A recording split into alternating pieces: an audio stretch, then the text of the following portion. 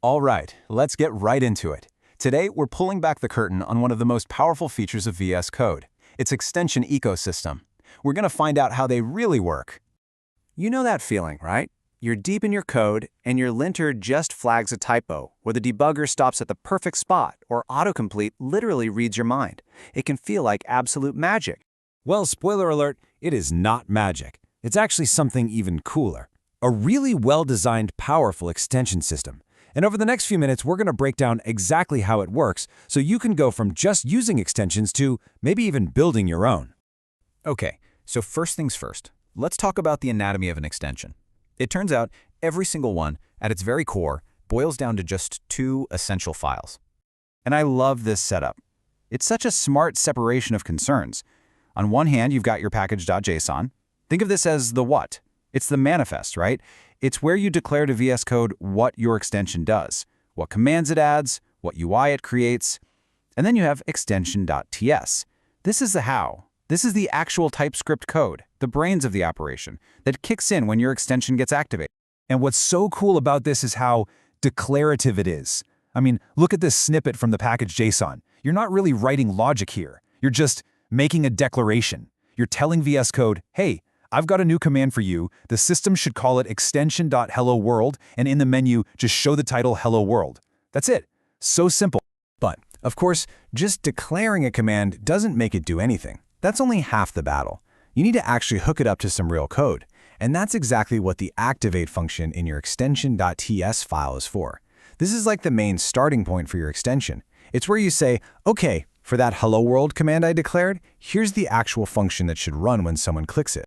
And you might think building these would be complicated, but the development loop is honestly a breeze. You just generate a new project, make some changes to those two files we just covered, and then you just hit F5. Seriously.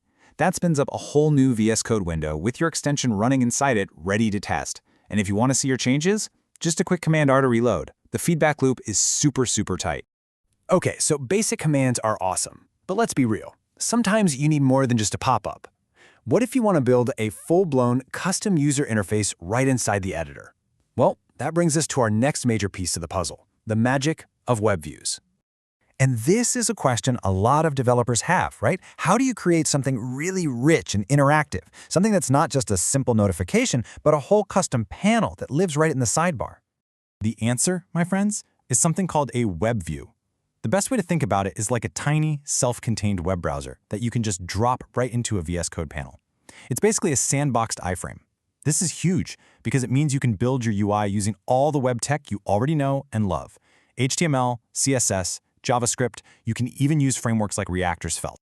And once you realize that, the possibilities just explode.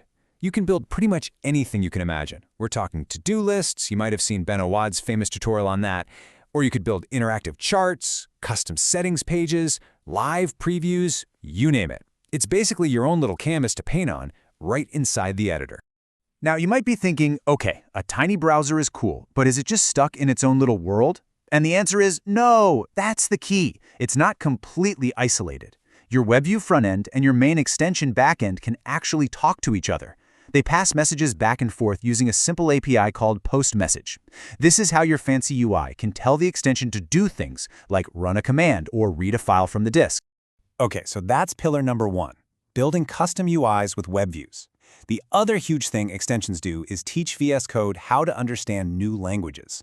And this is where we get to talk about something really powerful, the Language Server Protocol. So, imagine this scenario. You've just created the world's next great programming language. Awesome. But how do you get VS Code to actually understand it? I mean, how do you get all that good stuff like autocomplete, error checking, and go to definition to work? Well, you do it using something called the Language Server Protocol, or LSP for short. Now, what is that?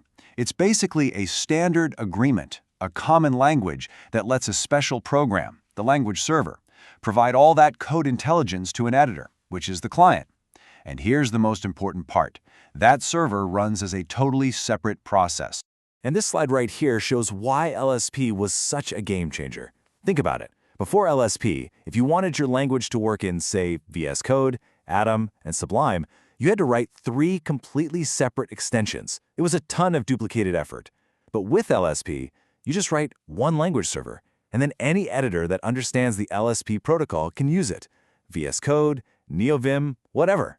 It's the ultimate write once, run everywhere for programming languages. It's like a universal translator for code smarts. And look at the kind of power we're talking about here. The editor sends a simple message like text document/completion, and the server sends back all the autocomplete options. The editor asks for hover info, the server provides it. It reports errors, it finds definitions. All of these incredibly rich features are just powered by standardized messages flying back and forth. Plus, there's a huge performance benefit. All the really heavy-duty work, parsing your code, building syntax trees, figuring out all the dependencies, all of that happens in that separate background process. So your main editor UI, it stays super snappy and responsive. It never gets bogged down. All right, so you've built an amazing extension. It works perfectly on your computer. Now what? Well, let's talk about the final step, publishing it so everyone else can use it. The whole process is handled by a command line tool called VSCE, stands for Visual Studio Code Extensions. It's pretty straightforward. You install the tool, you get a special access token to prove who you are, create a publisher name, and then it's literally 2 commands.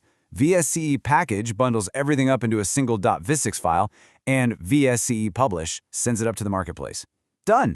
And one really important thing to know is that there are actually 2 main places to publish. You've got the official Visual Studio Marketplace, which is what's built right into VS Code, but there's also the OpenVSX registry. This is an open source alternative that's used by other editors based on VS Code, like VS Codium or Gitpod. So if you really want to get your extension out there to the widest possible audience, you're going to want to publish to both.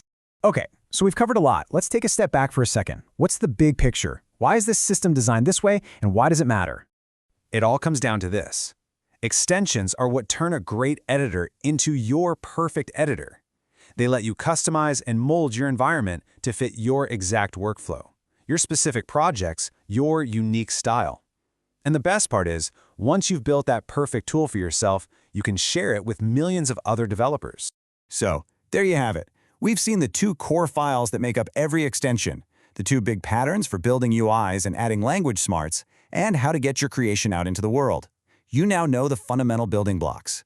So the only question left is, what are you going to build?